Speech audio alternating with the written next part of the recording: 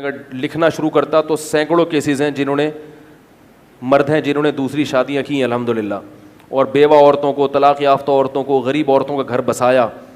لیکن بڑی پرابلم یہ ہے کہ وہ شادی تو کرتے ہیں میرا بیان سن کے, آگے حقوق والا میرا بیان بولو بھائی نہیں سنتے. ایسے کیسز بہت آ رہے ہیں.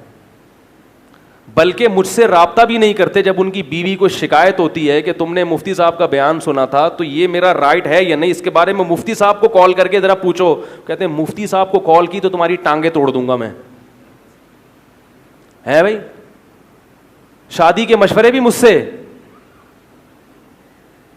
سارے معاملات ہمارے چل رہے ہیں, لیکن جب حقوق کی بات آ رہی ہے تو پھر ٹانگیں توڑ دوں گا, یہ کر دوں گا, وہ کر دوں گا. بھائی اسلام کو پورا فالو کرو, آدھا فالو. یہ جو سوکنوں کے جھگڑے ہیں, چند پوائنٹ میں جلدی جلدی بتا دوں. آپ دوسری شادی کے بعد دوسری بیوی کو پہلی بیوی کے ساتھ بولو بھائی نہیں رہنے پر مجبور نہیں کر سکتے. آپ دوسری بیوی کو یہ نہیں کہہ سکتے کہ پہلی کو بہنوں کی طرح سمجھے اور بہنوں جیسا معاملہ کرے, یہ ظلم ہے. آپ دوسری بیوی سے پہلی بیوی کے بچے بول لو نا. ابے یار بالکل 2-3 منٹ رہ گئے بیان ختم ہونے میں. دوسری بیوی کو اس کا پابند نہیں کر سکتے کہ وہ پہلی کے بچے پالے, بلکہ اس کا بھی پابند نہیں کر سکتے کہ پہلی کے بچوں کو محبت دے. وہ دے اچھی بات ہے, نہیں دے تو یہ اس پر ذمہ داری. ابے بھائی آپ کسی محلے والوں کے بچوں سے زبردستی محبت کرو, یہ ہو سکتا ہے کیا؟ تو آپ کیسے ایک عورت کو کہہ سکتے ہو کہ آپ کی جو پہلی بیوی ہے وہ اس کے تھوڑی بچے ہیں, وہ تو آپ کو اچھے لگ رہے ہیں اس کو. بھائی آپ کے بچے سارے محلے کو تھوڑی اچھے لگیں گے. تو ایسے ہی آپ کی دوسری وائف کو پہلی بیوی کے بچے اگر اچھے نہ لگیں تو آپ اس کو, ہاں ظلم نہ کرے, بدتمیزی نہ کرے, بس اتنا کافی ہے. بات نہیں آ رہی میرا خیال ہے سمجھ میں. عجیب کیس ہے نا, دوسری کی لا کے پہلی کے پاس ڈال دیا اس کو. اب اسے کہہ رہے ہیں یہ بڑی ہے, ان کو سلام کیا کرو جھک کے, ہے بھائی. اور یہ میرے پھر ایسے کیسز بھی ہیں دوسری شادی کی, جب دوسری بیوی کی باری ہے تو بچوں کی پلاٹون بھی ساتھ جا رہی ہے. اب وہ عورت کو غصہ آ رہا ہے کہ جب میری باری تھی تو میاں مجھے پورا چاہیے, صحیح ہے نا, یہ بچوں کے بغیر چاہیے. وہ کہہ رہے ہیں میرے بچے ہیں, میں جہاں جاؤں گا یہ آئیں گے. آپ دوسری بیوی کی پرمیشن کے بغیر پہلی کے بچوں کو اس کے گھر بول لو اللہ کا واسطہ ٹینشن میں ہوں, اس کے گھر نہیں لے جا سکتے. اس کا گھر اس کا ذاتی ہے, سمجھ رہے ہو. ہاں ترغیب دی جا سکتی ہے, بیگم یہ بھی پڑوسیوں کے نہیں ہیں, ٹھیک ہے میرے ہیں, محبت کر لو گی تو مجھے اچھا لگے گا. لیکن زبردستی آپ کسی کو گن پوائنٹ پہ کسی سے محبت کے بارے میں مجبور نہیں کر سکتے. اور اگر آپ نے بچے پلوانے ہیں تو پہلے ایگریمنٹ کرنا پڑے گا آپ کو. بیگم میں اس لیے شادی کر رہا تھا تم سے کہ مجھے پلوانے ہی پہلی کے بچے ہیں, وہ معاذ اللہ نہ کرے اس کو فالج ہے, بیمار ہے, تو بچے پالنے کے لیے مجھے ایک خاتون چاہیے, پہلے سے بولو اس کو. تو یہ 2 نمبریاں ہو رہی ہیں معاشرے میں, سمجھ رہے ہیں. پھر نکاح کرنے کے بعد چند دن تو بڑے مزے آتے ہیں, دوسری اس کے بعد دوسری کو لٹکا دیا, اس کے ٹائم ہی نہیں دے رہے. اور بعض دفعہ پہلی کو اگنور کر دیتے ہیں. دوسری شادی کی ہے, جو پہلی کے ساتھ معاملہ بالکل ہی کیا ہو گیا, ختم, اس کو بھول ہی گئے کیونکہ وہ بڑی ہو گئی ہے, وہ بوڑھی ہو گئی ہے, وہ اچھی نہیں لگ رہی. اچھی لگے نہ لگے یہ آپ کے پاس آپشن نہیں ہے کہ بیگم اگر اچھی نہ لگے تو آپ نہیں جائیں, یہ شریعت میں نہیں ہے. اچھی آپ کے باپ کو بھی اچھی لگنی لگے گی, وہ باپ کا مطلب اوریجنل باپ نہیں, یہ تو ایک دھمکی ہے.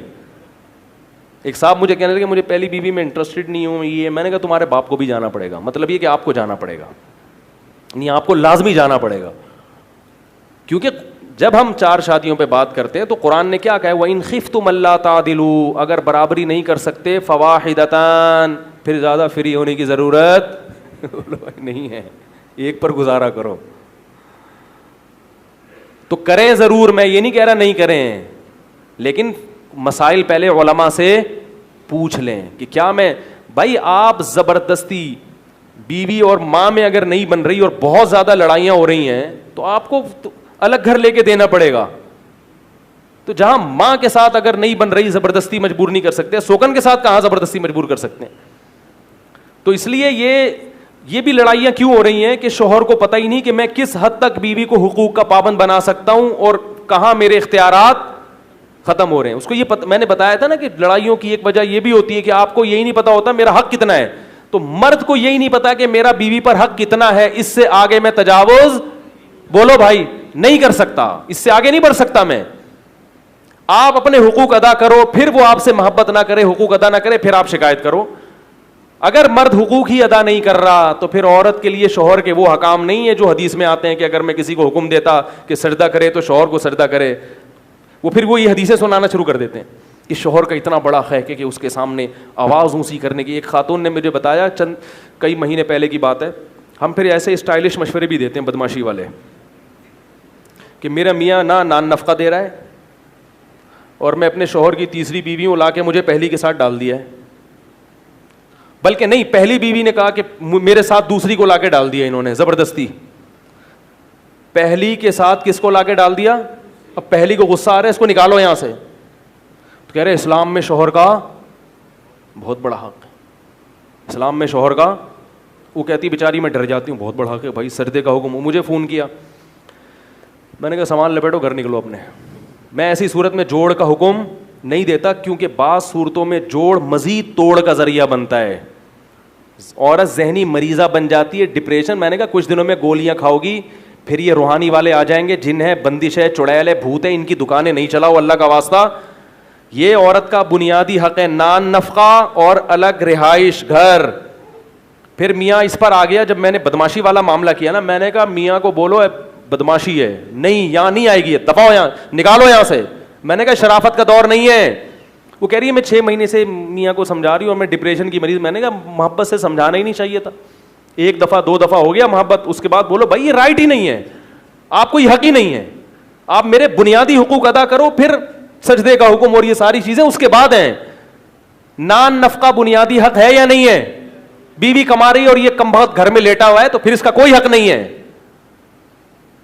تو اسی طرح الگ رہائش عورت کے لیے, یہ عورت کا کیا ہے بیسک, اس کا گھر ہو. گھر ہی تو چاہیے عورت کو شادی کے بعد, وہی نہیں دیا تم نے. پھر کس بات, وہ نکاح کا بنیادی مقصد عورت کا کیا ہوتا ہے؟ میرا گھر ہو. یہ عورت کی فطرت ہے, اس کا بنیادی حق ہے, میرا گھر ہونا چاہیے. گھر ہی نہیں دے رہے, اس میں پوری پلاٹون کو لا کے ڈال دیا تم نے, اور پلاٹون بھی وہ جو اپوزیشن ہے, یعنی باقاعدہ سوکن کو لا کے آپ نے رکھا ہے اس میں. تو پہلی بیوی تھی. میں نے کہا دیکھو بھائی, میں زیادہ لمبی باتیں سننے کا عادی ہوں, اگر آپ سچ کہہ رہی ہو, جھوٹ نہیں کہہ رہی, تو آپ اپنے باپ کے گھر جا کے بیٹھ جاؤ, بولو میں نہیں آ رہی. کہتی ہیں وہ طلاق کی دھمکی دیتا ہے. میں نے کہا اس سے بولو دے دو طلاق, کیونکہ اس پوزیشن میں ذہنی مریضہ بننے سے بہتر ہے کہ آپ اپنے باپ کے گھر آرام سے زندگی گزارو. اور میں نے کہا بدماشی کے بغیر یہ ماننے والا نہیں ہے. تو ہم بدماشی والے مشورے بھی الحمدللہ پبلک کو دیتے ہیں, اللہ کا شکر ہے. وہ پھر کچھ ٹھیک ہوا کم بخت. ہاں وہ کہنے لگا کہ اچھا یوں ہے تو میں کچھ دن بات کر لوں گا. میں نے کہا کچھ دن بعد جب اس سے بولو کر لوں گا تو اتنے دن تک میں اپنے ابا کے گھر بیٹھوں گی, ٹھیک ہے, یہاں نہیں رہوں گی. میں نے کہا یہ نہیں کرے گا, اس کے جو آپ نے حالات بتائے ہیں یہ نہیں کرے گا, کیونکہ فری پھوکٹ میں جب کوئی چیز ملتی ہے نا انسان کو بغیر ذمہ داریوں کے, تو ہر آدمی پھر دوسرے کو دبانے کی, وہ کہتا ہے یار الگ گھر میں کتنا کرایہ, گیس بجلی کا بل, پھر اس کی نگرانی, یہ اتنی ٹینشن, ابھی مزے آئے دونوں ایک ہی گھر میں ہیں, کیا ضرورت ہے. تو پھر اسلام ان کو نظر نہیں آئے گا, ٹھیک ہے نا. تو یہ بعض چیزیں بدماشی. میں نے کہا اس کو بولو کوئی شور وور نہیں ہے, سوکن کو یہاں سے فوراً. میں نے کہا نہیں تو آپ اس کا سامان سارا باہر نکال دو. باقی میں نے مشورہ دیا, آپ حیران ہو کہ کیسے الٹے مشورے دے رہا ہے لوگوں کو. میں نے کہا اس کو بولو سامان, یا تو اپنا سامان نکال کے گھر جاؤ, یا اس کو سوکن کا سامان اٹھا کے سڑک پہ پھینک دو. اور وہ طلاق کی دھمکی دے رہے, اس نے بولا دے دو. اس سے بولے کیا چاہیے مجھے, طلاق دینی ہے. تو مرد بلیک میل کرتا ہے طلاق کی دھمکیوں سے, اور عورت بلیک میل کرتی ہے بچے لے کے بھاگ جاؤں گی.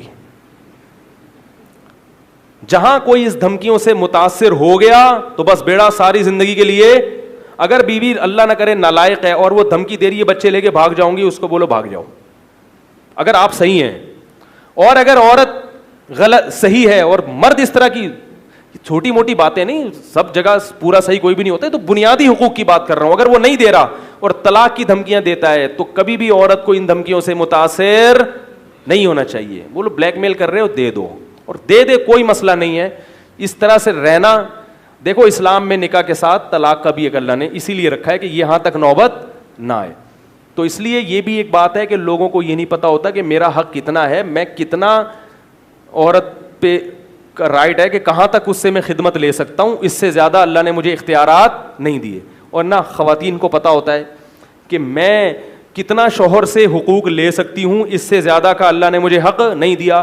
بس جس کی لاٹھی اس کی بھینس, جو جتنا جس کو دبا سکتا ہے نا اس کو دبانے کی کوشش میں لگا ہوا ہے. اگر عورت شریف مل گئی تو مکمل اس کو دبا دیتا ہے مرد, اور شوہر شریف مل گیا تو خواتین اس کے پورے سرنج سے خون چوس چوس کے اپنے بھائی کے خون بھی اس کا لے لو, اپنے رشتہ داروں کو دے دو.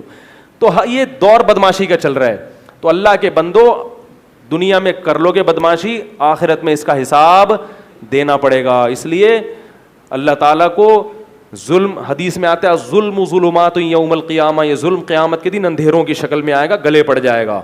تو آپ کو جیسے یہ پتا ہونا چاہیے کہ دوسرے کا حق مجھ پر کتنا ہے, میرا حق دوسرے پر کتنا ہے, یہ بھی پتا ہونا چاہیے کہ مجھ پر دوسرے کا حق, بولو بھائی, کتنا ہے. میں کتنا دوسرے کو مجبور کر سکتا ہوں اور کہاں تک اللہ نے مجھے اختیارات نہیں دیے. اللہ تعالیٰ سے دعا ہے اللہ تعالیٰ سمجھنے کی, عمل کی توفیق عطا